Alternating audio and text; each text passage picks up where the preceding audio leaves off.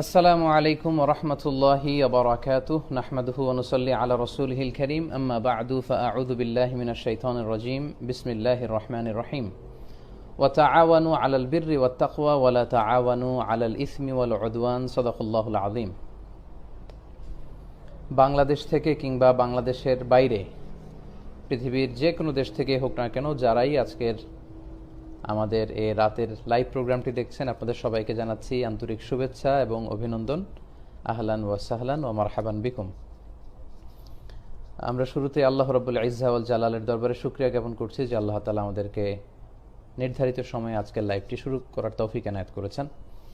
আমরা ফরমালি আল্লাহকে শুকরিয়া জানাই, ধন্যবাদ জানাই। আমরা পড়ে নিচ্ছি কালিমাতুশ শুকরি আলহামদুলিল্লাহ, এবং আশা করছি যে আপনারা সবাই ভালো আছেন, সুস্থ আছেন, ঈমানের সাথে আছেন, এবং আশা করছি যে খুব উৎসাহ উদ্দীপনা এর সাথে আপনারা পবিত্র ঈদ উল ফিতর পালন করেছেন।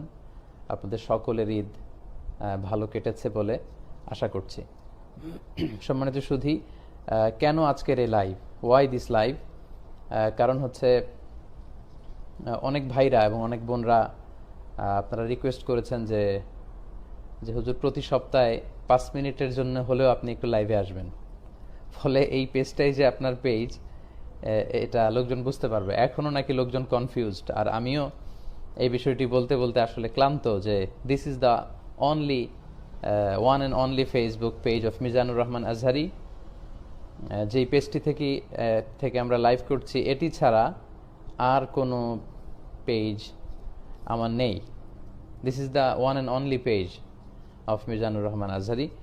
সো এর আগেও আমি কয়েকবার বলবার চেষ্টা করেছি এবং কিছু স্ট্যাটাস দিয়ে, কিছু ভিডিও বার্তার মধ্য দিয়ে আমি লোকজনদেরকে সচেতন করবার চেষ্টা করেছি যে এটি ছাড়া আমার কোনো পেজ নেই। তারপরেও অনেকে কনফিউজড, কারণ যে সমস্ত ফেক পেজগুলো আছে আমার নামে, আমি যখন আমার কোনো কি বলে প্রোফাইল পিকচার যেটা আমি দিয়েছি আমার পেজে, ঠিক একই প্রোফাইল পিকচার হয়তো অন্যান্যরাও দিয়েছে। ফলে যখন টাইম লাইনে বা নিউজ ফিডে যখন আপনাদের বিভিন্ন স্ট্যাটাসগুলো আসে, তখন কোনটা আমি দিচ্ছি আর কোনটা ফেক পেজ থেকে দিচ্ছে সেটা বোঝা দুষ্কর। আচ্ছা, সাকিব লিখেছে যে কাত হয়ে আছে। একজন আমাকে একটু জানাবেন যে, একজন লিখেছে যে ভিডিওটি কাত হয়ে থাকার কারণে আপনাদের হয়তো দেখতে অসুবিধা হচ্ছে। আসলে কি ব্যাপারটি এমন? তাহলে আমি হয়তো ঘুরিয়ে দেওয়ার চেষ্টা করব।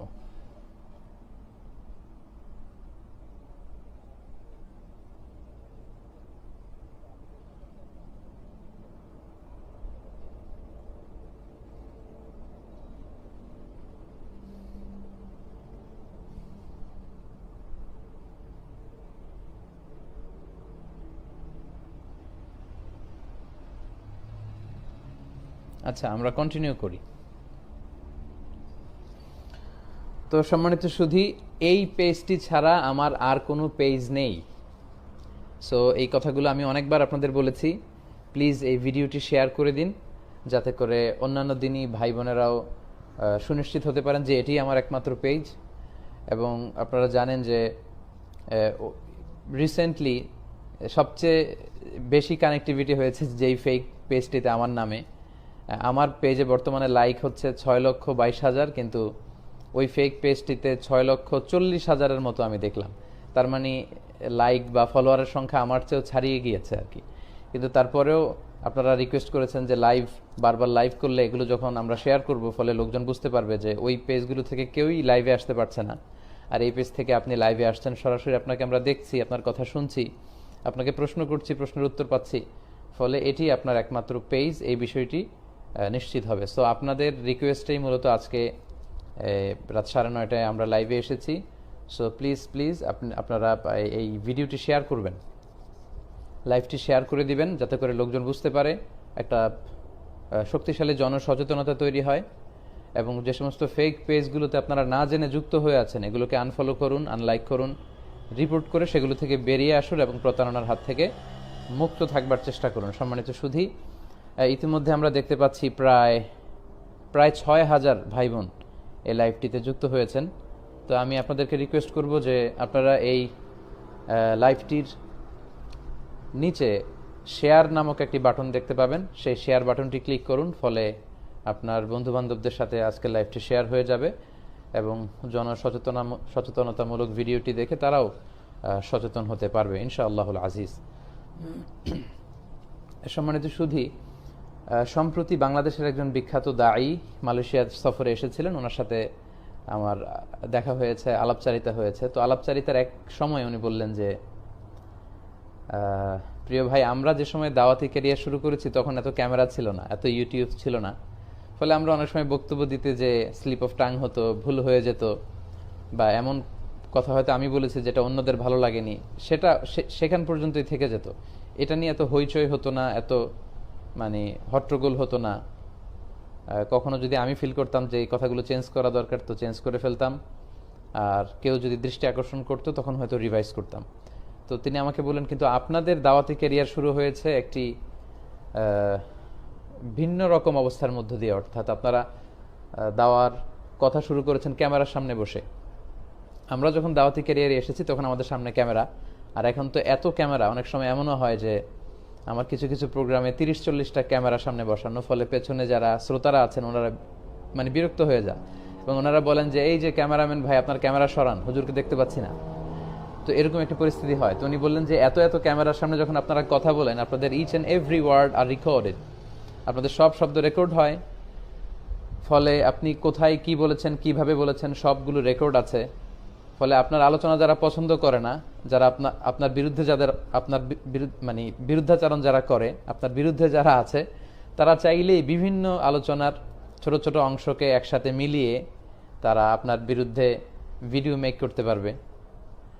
আপনি ভুল করেছেন, আপনি এটা বলেছেন, সেটা বলেছেন, এরকম ন্যারেটিভ তারা দাঁড় করাতে পারবে কাটা কাটা অংশ দিয়ে। কারণ কোন একটা আলোচনার আগ পিস যদি কেটে দেওয়া হয়, কনটেক্সটকে যদি উল্লেখ করা না হয়, তাহলে যে কারো আলোচনা থেকে যে কোনো ধরনের ন্যারেটিভ দাঁড় করানো সম্ভব। তো ইতিমধ্যে আমার দৃষ্টিগোচর হয়েছে যে এরকম অনেক ভিডিও অনেকে মেক করছেন আমার বিরুদ্ধে, এবং এগুলো আজ থেকে 2-3 বছর আগের ভিডিও। বিভিন্ন সময় বিভিন্ন জায়গায় যে বক্তব্যগুলো রেকর্ড হয়েছে, 2 থেকে 3 বছর আগের ভিডিওগুলোর আগ পিস কেটে দিয়ে 2 সেকেন্ড, 5 সেকেন্ড, 8 সেকেন্ডকে একত্রিত করে ভিডিও বানিয়ে তার নিচে বিভিন্ন ক্যাপশন দিয়ে এগুলো ছড়িয়ে দেয়া হচ্ছে, ছবি বিকৃত করা হচ্ছে।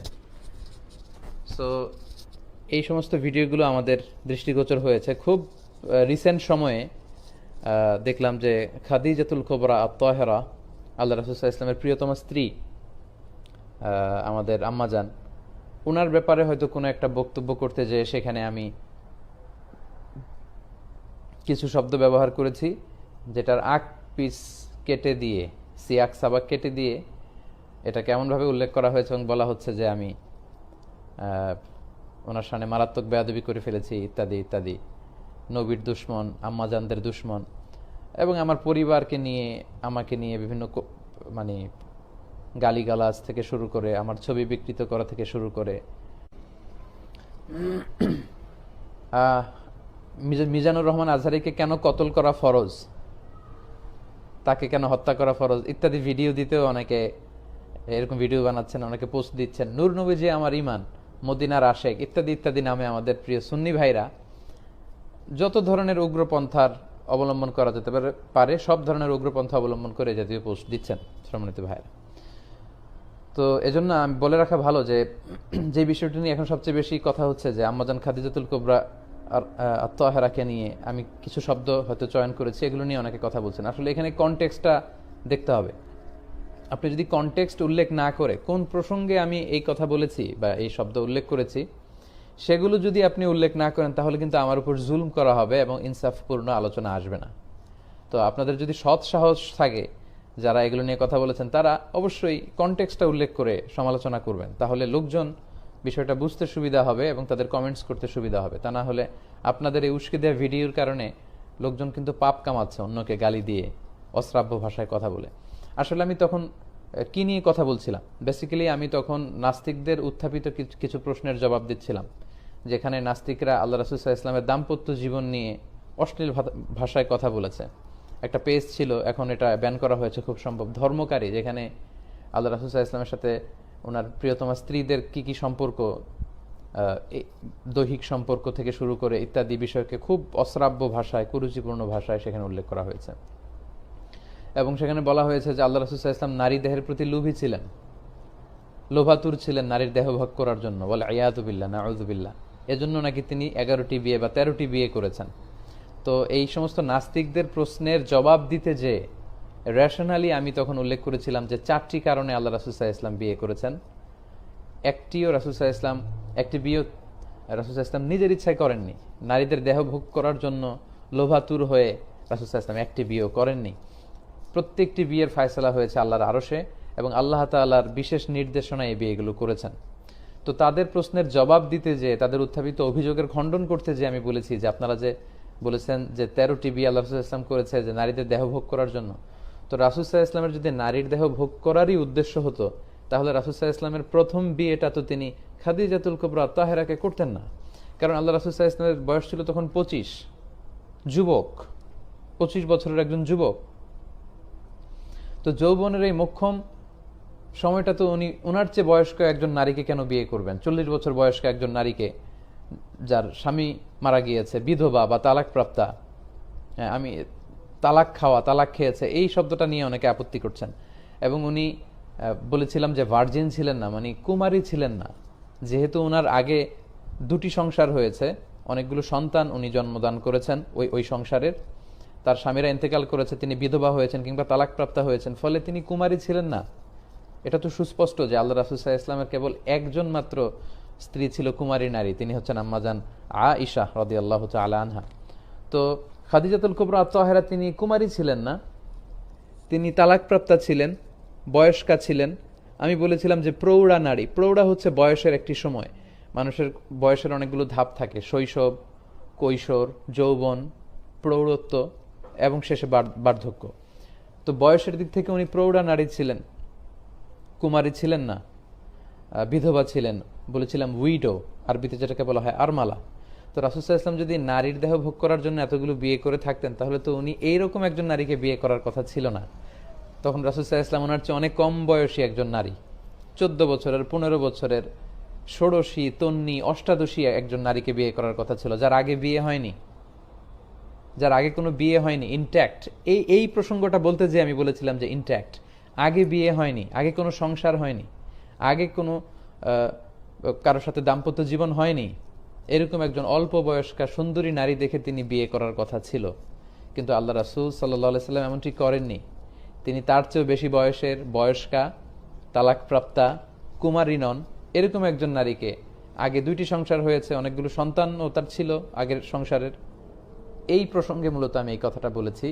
বিশেষ করে আল্লাহ রাসূল সাল্লাল্লাহু আলাইহি ওয়াসাল্লামের বিরুদ্ধে উত্থাপিত জবাবকে খণ্ডন করতে যায়, আল্লাহ রাসূল সাল্লাল্লাহু আলাইহি ওয়াসাল্লামকে নির্দোষ প্রমাণ করতে যায় যে এটা রাসূল সাল্লাল্লাহু আলাইহি ওয়াসাল্লাম নিজের ইচ্ছায় করেননি, আল্লাহর আদেশে করেছেন। যদি নারী লোভী হতেন তাহলে আল্লাহ রাসূল সাল্লাল্লাহু আলাইহি ওয়াসাল্লাম বিধবা বিয়ে করতেন না, ওনার চেয়ে বেশি বয়স্ক করতেন না, কুমারী নারী দেখে, অল্প বয়স্ক নারী দেখে করতেন। এই প্রসঙ্গে দিস ওয়াজ মাই কনটেক্সট, এটা ছিল কনটেক্সট। এইটার কাট পিস করে আগে পিছে কেটে দিয়ে 2 সেকেন্ডের 5 সেকেন্ডের ভিডিও এনে দাঁড় করানো হচ্ছে।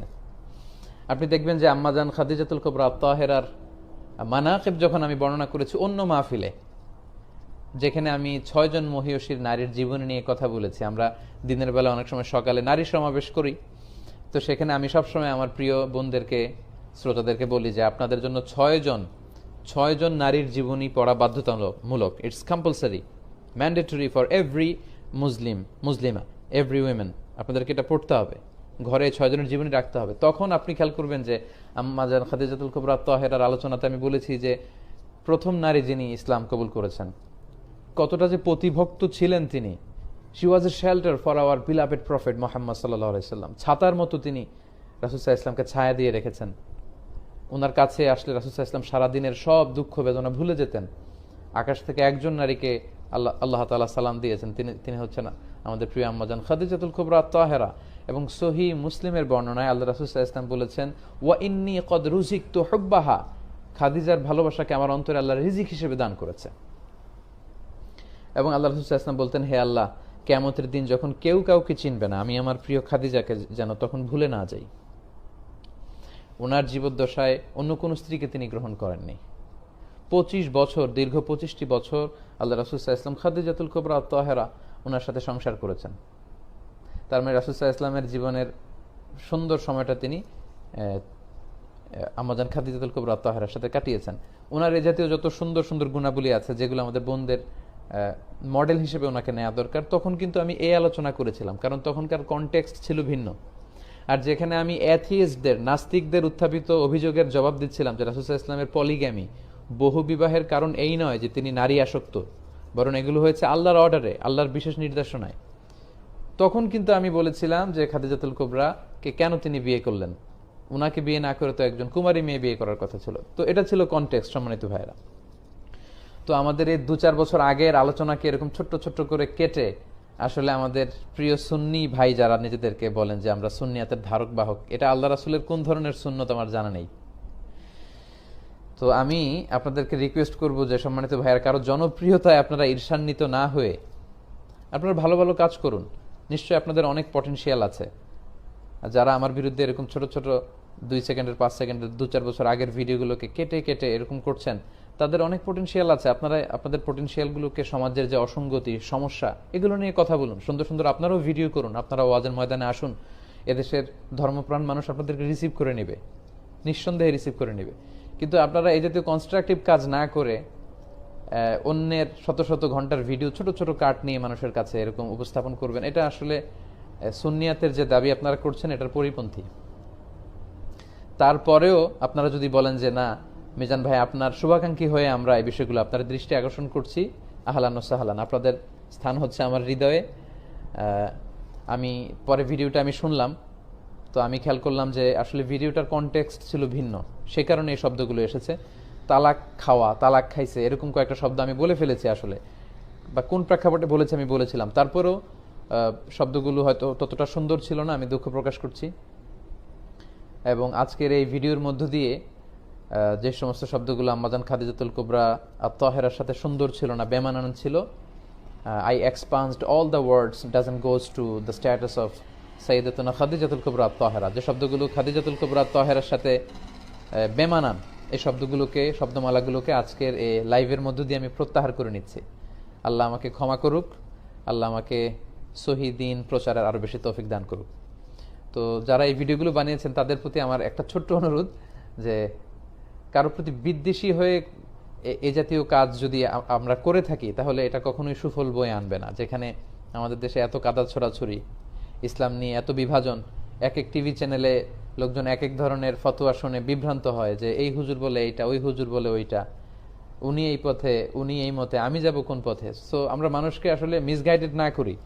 আমরা একজন মানুষের ভালো ভালো দিকগুলোকে যদি এপ্রিসিয়েট করার সুযোগ হয় সেটা যেন আমরা করি। আমরা যেন বিদ্বেষী না হই, কারোর ব্যাপারে হৃদয়ে যেন হিংসা পোষণ করে না রাখি। যারা আমার হেইটার্স আছেন, আমার বিরুদ্ধে ভিডিও মেক করেন ছোট ছোট 2 সেকেন্ডের 5 সেকেন্ডের গুলো একসাথে করে, তাদেরকেও আমি অন্তরের অন্তঃস্থল থেকে ধন্যবাদ জানাই। কারণ অন্তত আমার আলোচনাগুলো আপনি শুনেছেন। আমার শত শত ঘন্টা ভিডিও না শুনলে আপনি এই 10 সেকেন্ডের 5 সেকেন্ডের ভিডিও বানাতে পারতেন না। তার মানে আমার আওয়াজ আপনার কানে পৌঁছেছে, আপনার ঘরে পৌঁছেছে। আপনি যখন ভিডিওগুলো বাজিয়ে শুনছিলেন, আপনার স্ত্রী, আপনার সন্তান, আপনার কাছের লোকেরা হয়তো শুনেছে। আলহামদুলিল্লাহ যে আমার কথাগুলো পৌঁছে গিয়েছে আপনাদের কাছে। সো আমার এই ফ্রি পাবলিসিটির জন্য আপনাদেরকে ধন্যবাদ। তবে সম্মান দেওয়ার মালিক হচ্ছে আল্লাহ।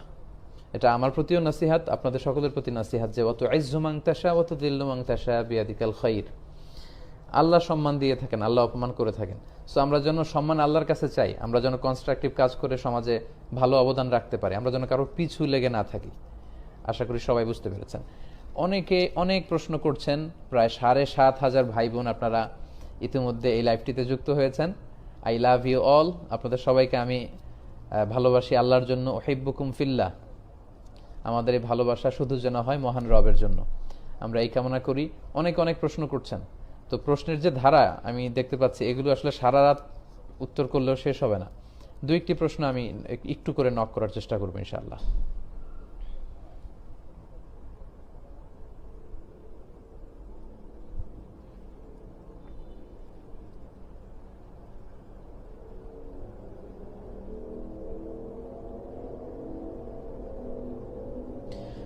আপনি আপনার মতো আগান, ওই ভাইদের আমরা আপন মনে করলো। আচ্ছা, যাই হোক, আমরা প্রত্যেককে ভাই মনে করি।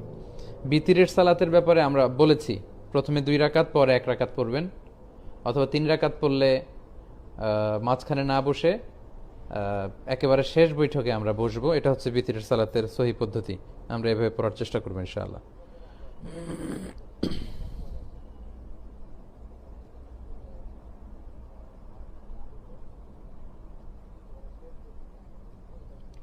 আমাদের কতটুকু পর্দা করতে হবে, পর্দার ব্যাপারে জিজ্ঞেস করেছেন।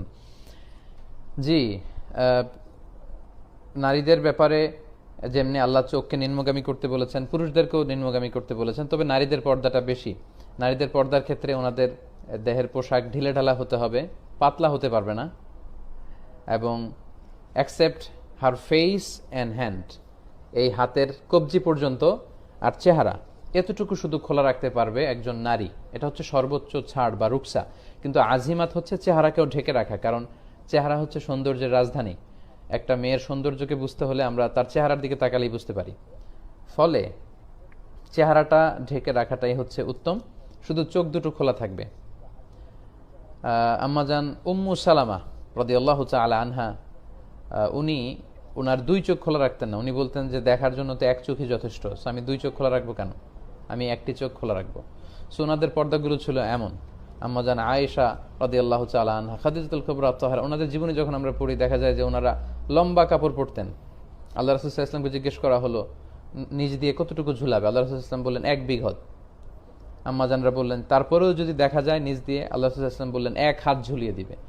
সো নারীদের সম্মান যেহেতু বেশি, স্ট্যাটাস যেহেতু বেশি, ওনাদের পর্দাও বেশি। আমরা দামি জিনিসকে কিন্তু মানে এক্সপোজড করে রাখি না। 1000 টাকার কচকচে নোট কেউ পকেটের অর্ধেক এদিক বের হয়ে আছে, অর্ধেক পকেটের ভেতরে, এভাবে কিন্তু রাখি না। আমরা একেবারে ভেতরের পকেটে রাখি। দামি জুয়েলারি অর্নামেন্টস আমাদের ঘরের সিন্ধুকের ভেতরে রাখি। সো নারীদের যেহেতু সম্মান বেশি, ওনাদের পর্দাও বেশি। সো আজিমাতের সাথে যেন আমরা আমল করতে পারি। কিন্তু ওয়ার্কিং প্লেসে অনেক জায়গায় সিকিউরিটি পারপাস চেহারা খোলা রাখতে হয়, সেক্ষেত্রে ওনারা যদি রাখেন এটাও হিজাব, তবে এটা রুকসাতের উপর আমল। আল্লাহু আ'লাম।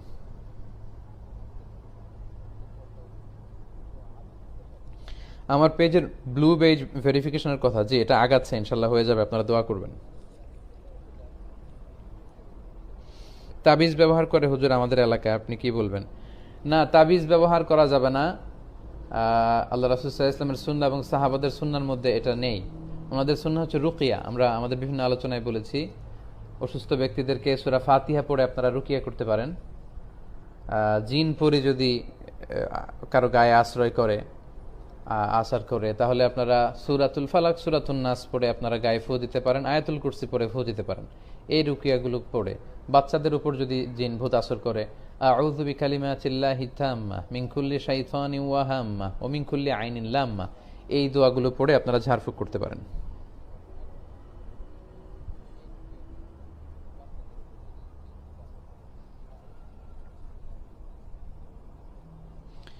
ফরজ সালাতে সিজদারত অবস্থায় আল্লাহর কাছে বাংলায় দোয়া করা যাবে? সিজদায় বাংলায় দোয়া করতে আমি অনুৎসাহিত করি, কারণ সালাতটা এমন ইবাদত লা ইয়াসলুহু ফিহি কালামুন নাস, মানুষের নিজস্ব কথাবার্তা এগুলো সালাতে বৈধ নয়। ফলে ফরজ সালাতে তো আসলে লম্বা সিজদায় দোয়া করার সুযোগ নেই, কারণ ইমামকে অনুসরণ করতে হয়। এবং আল্লাহ রাসূল সাল্লাল্লাহু আলাইহি ওয়াসাল্লাম বলেছেন ইন্নামা জুইলাল ইমামু লিইউতাম্মা বিহি, ইমামকে ইমাম বানানো হয়েছে এজন্য যে তাকে অনুসরণ করতে হয়। ফলে নফল এবং সুন্নাহ সালাতে যেন আপনারা লম্বা লম্বা দোয়া পড়েন, আমরা সেটা বলি। সেক্ষেত্রে কিছু কিছু স্কলাররা মতামত দিয়েছেন যে হ্যাঁ বাংলায় বলা যাবে, বাট আমি উৎসাহিত করি সালাতের কোনো অংশেই বাংলায় কিছু উচ্চারণ না করা। সালাতের সেজদায় আপনি আরবি দোয়াগুলোই পড়বেন, এতে করে মাসনুন দোয়াগুলো শিখার, কোরআনের দোয়াগুলো, কোরআনিক যে দোয়া আছে এগুলো শিখার একটা আগ্রহ আমাদের মধ্যে জন্মাবে। আরেকটি বিষয় হচ্ছে সালাদ ছাড়াও কিন্তু সেজদা দেয়া যায়। তো সালাদ ছাড়া সেজদায় পড়ে কিন্তু আমরা বাংলায় দোয়া করতে পারি। আমরা যেন আরবি দোয়াগুলো করি, যদিও কিছু কিছু স্কলার নফল এবং সুন্নাহ সালাতে বাংলায় দোয়া করাকে বৈধ বলেছেন।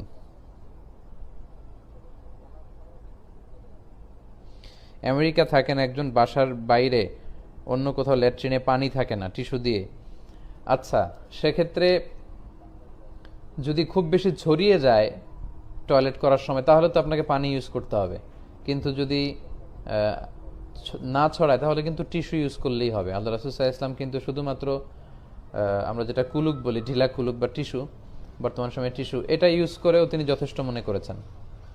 কারণ তখনকার সময়ে আল্লাহ রাসূল সাল্লাল্লাহু আলাইহি ওয়াসাল্লাম এবং সাহাবাদের খাবারগুলো ছিল রুটি খেতেন, খেজুর খেতেন, বার্লি খেতেন, জব খেতেন, গোশত খেতেন। তো এতে ওনাদের যে স্টুলটা ওইটা ওই রকম হতো, ফলে শুধু টিস্যু, তখন তো ছিল পাথর, ওইটা ইউজ করলেই হতো। কিন্তু আমরা অনেক সময় দেখা যায় যে আমরা শাক সবজি খাই বেশি, ডাল খাই, লিকুইড খাবার, ফলে আমাদের টিস্যু ইউজ করতে হয়, পানিও ইউজ করতে হয়, তা না হলে আমাদের পরিচ্ছন্নতা হয় না। সো আমেরিকাতে যিনি থাকেন সেক্ষেত্রে আপনাকে সাবধান হতে হবে, আপনার বড় ওয়াশরুম বাসা থেকেই সেরে যেতে হবে, যাতে করে মাঝ পথে কখনো আপনার ওয়াশরুমের কারণে আপনার পবিত্রতা নষ্ট না হয়।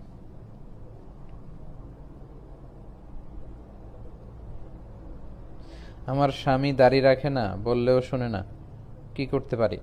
আপনি দোয়া করতে পারেন এবং আপনার স্বামীকে উদ্বুদ্ধ করবেন যে তোমাকে দাড়ি রাখলে অনেক সুন্দর লাগবে। কারণ আমি বলি যে দাড়ি হচ্ছে পুরুষের সৌন্দর্যের একটা মাধ্যম। কারণ সিংহের কিন্তু কেশর থাকে, আমি বলি সিংহের গায়ে এই গলার এদিকে অনেক কেশর থাকে। সো পুরুষ হচ্ছে সিংহ, তো একটা সিংহের কেশর কেটে দিলে তাকে খুব একটা সুন্দর লাগবে না, অসুন্দর দেখা যাবে। সো দাড়ি যারা রাখে তাদেরকে আসলে অসুন্দর লাগে না। এখন এটা পশ্চিমা বিশ্ব বুঝতে শুরু করেছে, আপনারা দেখবেন যে পশ্চিমা বিশ্বের অনেক সেলিব্রিটিরাও এখন দাড়ি রাখতে শুরু করেছে। সো মানুষ এটা আস্তে আস্তে বুঝতে শুরু করবে। এবং আল্লাহ রাসূল সাল্লাল্লাহু আলাইহি ওয়াসাল্লাম বলেছেন যে ওয়াফুল লোহা, যে মোচকে খাটো করো আর দাড়িকে ছেড়ে দাও। সো মোচ খাটো করা, দাড়িকে লম্বা করা, এটা হচ্ছে বিশ্বাসীদের আইকন, মুমিন পুরুষদের আইকন। সো আমরা যেন দাড়ি রাখি, এবং দাড়ি হচ্ছে একমাত্র সুন্নাহ যেটা সাথে নিয়ে আপনি কবরে যেতে পারবেন। আপনি যখন কবরে যাবেন আপনার হাতের ঘড়ি খুলে রাখা হবে, আংটি পরা সুন্নাহ খুলে রাখা হবে, জুব্বা পরা সুন্নাহ খুলে রাখা হবে, সব টুপি খুলে রাখা হবে, রুমাল খুলে রাখা হবে, সবকিছু খুলে রাখা হবে, কিন্তু দাড়িটা কিন্তু আপনার সাথে যাবে। একমাত্র জীবন্ত সুন্নাহ যেটা নিয়ে আমরা কবরে যাব আমরা পুরুষরা। সো প্রিয় বোন, আপনি আপনার স্বামীর জন্য অন্তরের অন্তঃস্থল থেকে দোয়া করবেন, তাকে বুঝাবেন। আশা করি আপনার স্বামী দাড়ি রাখবে ইনশাআল্লাহ।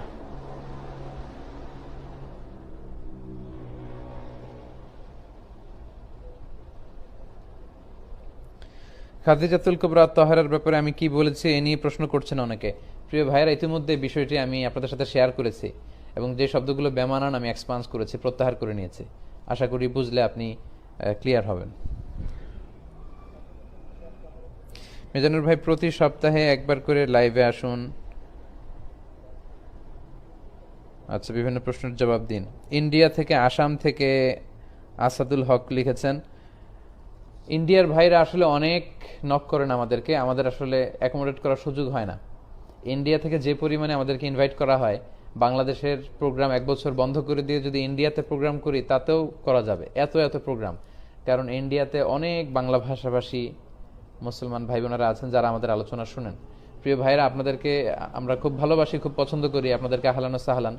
কিন্তু বাংলাদেশের যে এত এত তাফসির প্রোগ্রাম, এগুলো করেই আসলে আমরা অনেক সময় শেষ করতে পারি না, ফলে ইন্ডিয়াতে যাওয়া হয় না। অফ সিজনে যদি সুযোগ হয় কখনো ইন্ডিয়া ভিজিট করে আসবো, আপনাদের সাথে দেখা করে আসবো, কোরআনের কথা শেয়ার করে আসবো ইনশাআল্লাহুল আজিজ।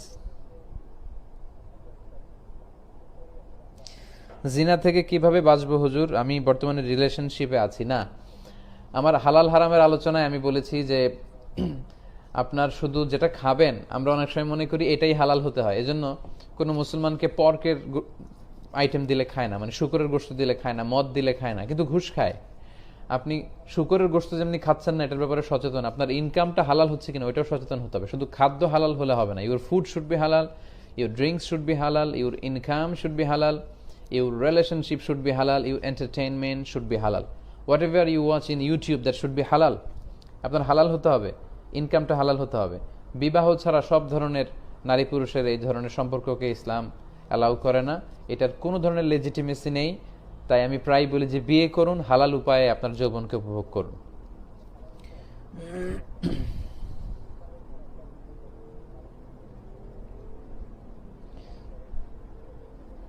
হুজুর, আপনি ইংরেজিতে কথা বলেন বলে হাফিজুর রহমান কুয়াকাটা আপনার বিরুদ্ধে।